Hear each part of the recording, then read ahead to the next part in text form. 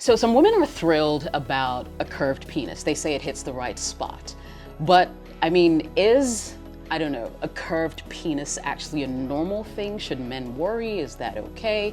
Or is there something deeper that they need to be concerned about? Now, in today's video, I'm gonna be hosting a urologist and I'll introduce him shortly, but we're gonna answer all these questions and more. And so if you're a guy out there who has a curved penis, yeah, this video is for you. I'll be right back.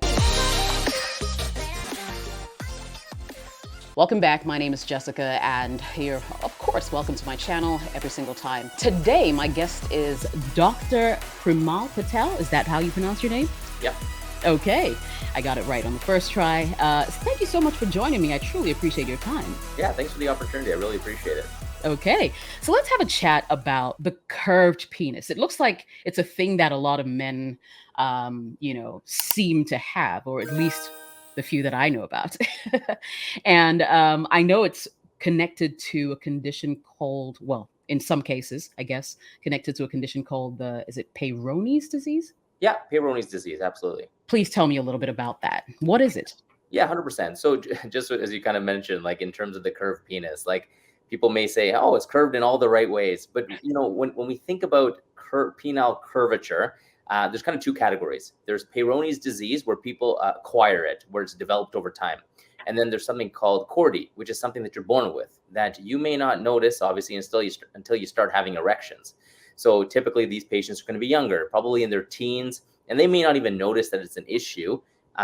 Or they may have watched, pornography or something like that, and may say, hey, why is mine curving downwards? And then start seeking care at that point. And so when we think about penile curvatures, they can come in all different shapes, sizes, and angles as well. They can curve up, left, right, towards yourself, hourglass. So it's the whole concept of abnormal penile configuration, especially when the penis is erect. And if it's acquired, it happened over time. That's what's called Peyronie's disease. Right. I do hear some guys say, oh, maybe that's because, especially when they are, should I say, packing their goods, for once of a better word, they either put it, let's say, to the right or the left, and that causes the curvature. I've heard so many stories about that. Can you dispute that or agree? Yeah, a lot of people, there's so many things out there when we talk about what actually caused this, right? I think the first question that people always get, they're a bit self-conscious of, like, I didn't do anything. I didn't traumatize or hurt myself. And realistically, we actually don't really know what causes Peyronie's disease. It's a wound healing disorder. So there's some mechanism, whether it's trauma or maybe some underlying genetics, that predisposes the scar tissue. And I kind of, when I speak to patients, I give my own examples. Like I've had a little cut on my arm, and it healed poorly, right? You can see a scar there. Well, why did I scar there? Right. But it also probably doesn't matter because it's on my arm. But imagine that scar on your penis, some structure that needs to elongate. Eventually that skin or that area can't expand, and it causes that curvature. And so typically that scar can be on the top of the penis, and most commonly men present with upwards curvatures. So number one, we don't really know what caused it. Probably some underlying wound healing disorder. There are certainly some conditions that are associated with it. So something called Dupuytren's contractures, where men can have scar tissue on their hands, like kind of like trigger fingers, like on their fingers. There's other sort of conditions, something called tympanosclerosis, like people who've had prostate surgery or their prostate removed, and maybe there's a period of time where they had less blood flow to the penis, and the penis cannot be as recover as quickly from injury or diabetes. There's something that's causing an abnormal wound healing response. Right.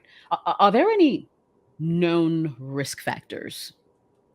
Yeah. So I would say the known risk factors are going to be some of those conditions like the Dupuytren's contractures, people who've had like prostate surgery, so their prostate removed from cancer, people who are diabetic. So there's certainly some populations that have higher risk of Peyronie's disease. Right. Okay. And how do men know they have it? Like, should you be worried just because your penis curves in a certain, I don't know, angle? Or is there something specific that if you see, that, hey, I got to get to the next urologist for an assessment? And it's a fantastic question, because it's so common that we get patients that see us because they're just scared that there's something really bad going on. And the cancer always comes up, right? They're concerned that this is the C word, that this is some underlying penile cancer. Fortunately, this doesn't transform into anything scary like that. When men have curvatures and they're fully functional and it's not really bothering them and it's not bothering their partner, you really don't need to do anything for it. It's when it's impacting sexual function. Maybe you've had penile shortening and it's really distressing your relationship and your sexual performance or even your psychological health. That's when you should seek care. Right. You talk about penile shortening. Can you care to elaborate on that?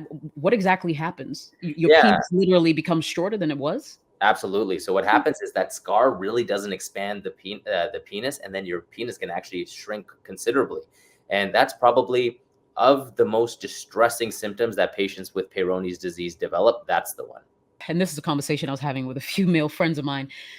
Is it true that if you have what they call rough sex, you could possibly get into that condition? Yeah, I mean, it all kind of depends, right? Like, the penis can take a lot of assault to it, right? Like it's a pretty robust structure. I think ultimately, penile fractures are a real thing where that there's a cylinder around the penis that's where the blood goes into that causes the erection. If during, rigorous sexual activity, if the penis like came out and you kind of hit the bone or something like that and you cause a fracture, then Mm, certainly you could cause this sort of cascade of Peyronie's disease. Um, right. but just regular, rigorous physical activity or sexual activity really shouldn't be causing Peyronie's disease. Okay. And just in case there are men out there who, are watching this video who can relate or feel like, hey, I might have to come in and see a urologist. What kind of treatment options are available if you do have Peyronie's disease? Yeah. So number one, I think a treatment itself is almost just reassurance, right? So if you're not bothered by it, you're functioning, and you just want reassurance that this is not cancer or it's something scary happening in itself, that also alleviates a lot of men. But men who have penile shortening, they can use traction devices, which can restore penile length. There's injections where sometimes we will use medications to break up that scar tissue. So typically these injections occur once a week or once every other week, and we bring them in for a series of injections. So there are some oral medications, some pills that we will give in combination with those other treatments that can help. And then finally, we think about surgery. So there are surgical interventions where we will correct the curvature, where there's kind of two classifications of that, where one surgery involves putting stitches on the opposite side of the curvature to straighten it. So if the curve kind of goes upwards, we put stitches on the backside to straighten it. Or Okay. there's another surgery where we'll actually remove that scar tissue and put a graft on. And then the last line of options, if men have really bad erections with curvature, we sometimes put a penile implant in. And so that deals with the curvature and the erections. Right. What would you say, like, if it's left untreated for, I don't know, prolonged periods of time, like, what could be the long-term implications of Peyronie's disease, would you say? There's a few studies that have looked at kind of like the natural history of this. And when men have reached a certain plateau, because the one thing about Peyronie's disease is that it does change. And so someone may notice the curvature and then they may see their physician because they'll say, "Oh, I'm having some pain," and the curvature is changing. Okay, because it can change. And eventually it reaches this sort of chronic phase where there's like 3 to 6 months where it's sort of stable phase.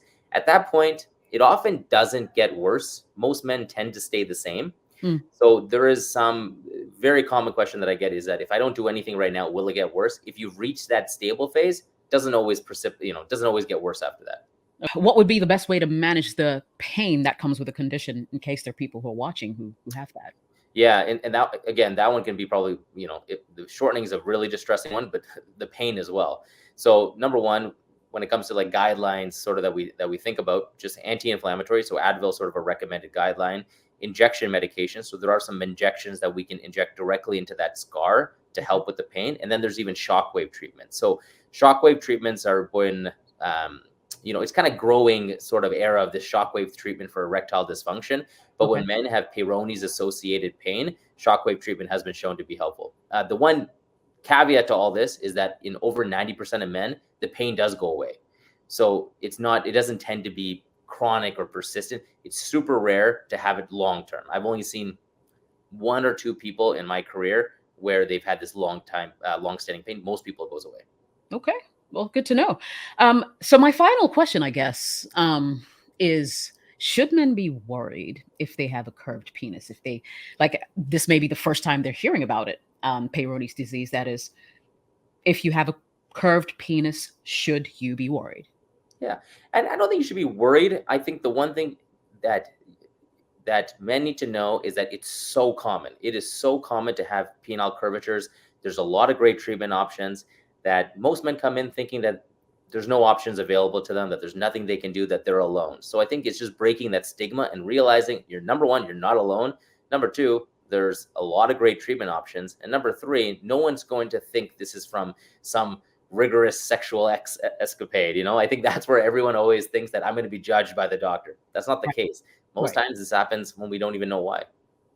Okay. Well, that's good to know. And I guess this conversation will also be maybe a big relief to men who may be worried, especially um maybe hearing about it for the first time and being concerned that this may have to end them up in a doctor's office such as yourself. But yeah, that being said, I think we've done justice to this topic. If there are people who are watching this video right now and you have any questions for Dr. Patel, don't worry, you can drop them in the comments below. And how can people find you on social media as well? I think that's really important. Yeah, so a couple things are, you can go to our website, mhclinic.ca, where there's a lot of information out there. And then they can look us up on Instagram as well. So at Men's Health MB. So we always, ask questions, comments, message us, and we can answer any questions you have. Sounds good. Thank you so much for your time, Doc. We'll catch you again, I'm sure, in another video. Alrighty. Well, hope you enjoyed this video. If you did, don't forget to smash that like button. Don't forget to subscribe and catch me in yet another one. It's going to be good. My name is Jessica. Thank you so much for watching.